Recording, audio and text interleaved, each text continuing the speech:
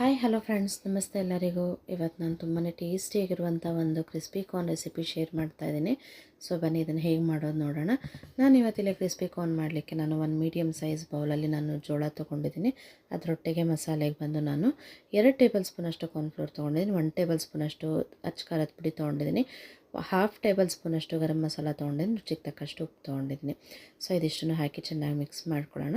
ಅದ್ರ ಜೊತೆಗೆ ನಾನು ಪಕ್ಕದಲ್ಲಿ ಜೋಳನೂ ಬೇಯಿಸಿ ಇಟ್ಕೊಂಡಿದ್ದೆ. ಆಲ್ರೆಡಿ ಬೇಯಿಸಿರೋ ಜೋಳನೂ ಹಾಕಿ ಚೆನ್ನಾಗಿ ಮಿಕ್ಸ್ ಮಾಡ್ಕೊಳ್ಳೋಣ. ಇದು ಮಿಕ್ಸ್ ಮಾಡ್ತಾ ಮಾಡ್ತಾ ಇನ್ನೂ 1-2 ಟೇಬಲ್ ಸ್ಪೂನಷ್ಟು ಕಾರ್ನ್ಫ್ಲೋರ್ ಎಕ್ಸ್ಟ್ರಾ ಹಿಡಿಯುತ್ತೆ, ಏಕೆಂದರೆ ಜೋಳಕ್ಕೆಲ್ಲ ಕಾರ್ನ್ಫ್ಲೋರ್ ಕೋಟೆಡ್ ಆಗಬೇಕು. ಸೊ ಹಾಗಾಗಿ ಫೈನಲಿ ಅದು ರೆಡಿ ಆದಮೇಲೆ ಪಕ್ಕದಲ್ಲಿ ಎಣ್ಣೆ ಕಾಯ್ಲಿಕ್ಕೆ ಇಟ್ಟಿದೆ. ಕಾದಿರೋ ಎಣ್ಣೆಗೆ ಜೋಳನೂ ಹಾಕಿ ಚೆನ್ನಾಗಿ ಡೀಪ್ ಫ್ರೈ ಮಾಡ್ಕೊತಾ ಇದ್ದೀನಿ. ಡೀಪ್ ಫ್ರೈ ಮಾಡಬೇಕಾದ್ರೆ ಸ್ವಲ್ಪ ದೂರದಲ್ಲಿರಿ, ಯಾಕೆಂದರೆ ಇದು ಸಿಡಿಯೋ ಚಾನ್ಸಸ್ ಇರುತ್ತೆ. ಹಾಗಾಗಿ ಫೈನಲಿ ಡೀಪ್ ಫ್ರೈ ಮಾಡಾದಮೇಲೆ ನಮಗೆ ಬೇಕಾದಷ್ಟು ಚಿಲ್ಲಿ ಪೌಡರ್ ಹಾಕ್ಕೊಂಡು ಸರ್ವ್ ಮಾಡೋದಷ್ಟೇ. ಒಮ್ಮೆ ಹೇಗೆ ಬಂತು ಅಂತ ಟ್ರೈ ಮಾಡಿ ಕಮೆಂಟ್ ಬಾಕ್ಸಲ್ಲಿ ತಿಳಿಸಿ.